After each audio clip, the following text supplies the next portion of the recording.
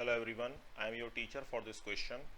The question is, an unbiased dice with faces numbered 1, 2, 3, 4, 5, 6 is thrown n times and the list of n numbers shown up is noted.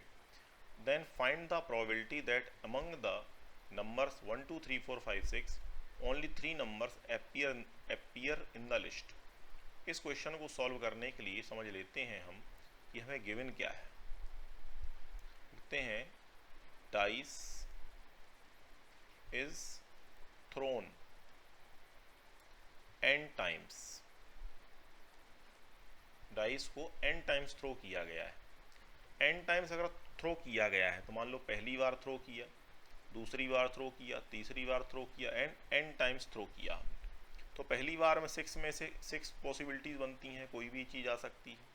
दूसरी बार में भी 6, तीसरी बार में 6 और nth बार में भी 6 की ही पॉसिबिलिटी बनती है. तो ये सब मिलकर कितने हो जाएंगे? 6 टू दी पावर n हो जाएंगे. तो all outcomes, total number of outcomes जो होंगे, टोटल नंबर ऑफ आउटकम्स वो हो जाएंगे 6 टू दी पावर n हो जाएंगे वो. ठीक है. अब इसमें से केवल 3 ही चुनने हैं हमें.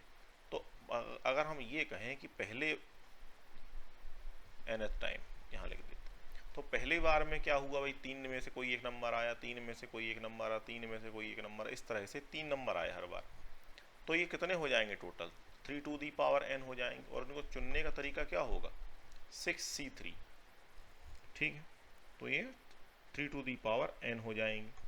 अब इसमें से दो दिक्कत है, इसमें थोड़ी हमें दिक्कत ये है कि इसमें दो केसेस को सब्ट्रैक्ट करना पड़ेगा. इसमें से एक सिचुएशन ऐसी होगी exactly 2 numbers will be there, 2 numbers will be there, तीसरा नंबर ही ना हो.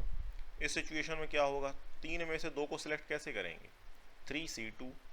और ऐसी एक सिचुएशन बनेगी कि हर बार दो ही नंबर आ रहे हैं, तो कितने हो जाएंगे वो?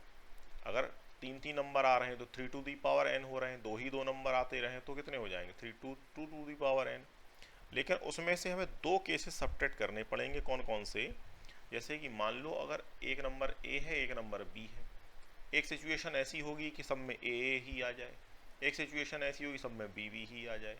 तो वो 2 सिचुएशंस हमें सब्ट्रैक्ट करनी पड़ेंगी. तो वो दोनों हमने सब्ट्रैक्ट कर दी. इसमें से एक सिचुएशन तो ये सब्ट्रैक्ट करनी पड़ेगी और एक सिचुएशन ये सब्ट्रैक्ट करनी पड़ेगी कि एग्जैक्टली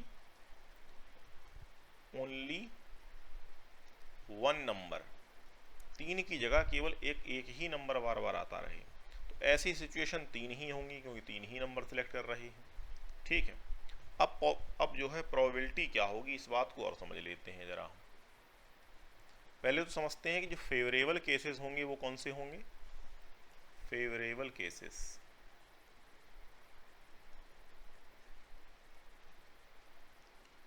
ठीक है. हमने क्या बताया कि 6 में से 3 काउंट करने का तरीका तो ये होगा 6c3. अब इसमें मल्टीप्लाई करना है हमें. कितने वही कितनी चीज़ें हैं? 3 टू दी पावर n. ये टोटल आउटकम्स हो गए. उसमें से क्या सब्ट्रैक्ट करना है? एग्जैक्टली टू नंबर वाले. तो वो कितने हो जाएंगे?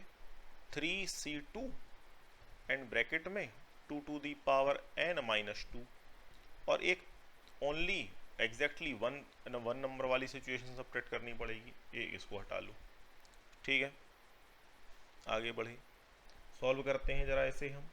तो सॉल्व करके ये बन जाएगा 6c3 3 to the power n minus 3 into 2 to the power n plus 3. ठीक है. एक सिचुएशन ये बन जाएगी. तो प्रोबेबिलिटी क्या होती है भाई? जो प्रोबेबिलिटी है वो होती है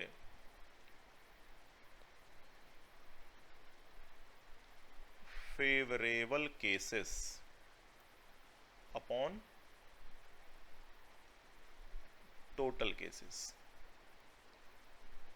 इसमें वैल्यू पुट कर देते हैं हम. वैल्यू पुट करेंगे तो ये क्या बन जाएगा देखते हैं.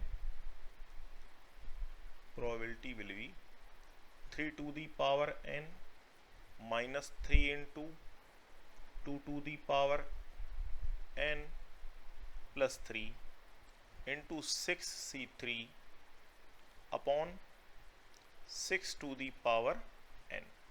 यही हमारा आंसर हो जाएगा, क्योंकि n की वैल्यू हमें पता नहीं है तो फाइनल वैल्यू तो हम निकाल नहीं सकते। यही हमारा फाइनल आंसर हो जाएगा। इसको हम लिख देते हैं अपने आंसर में। Answer will be equal to, probability is 3 to the power n minus 3 into 2 to the power n plus 3 upon 6 to the power n, और यहाँ पर मल्टीप्लाई में 6c3। I hope the solution is understandable. Thank you.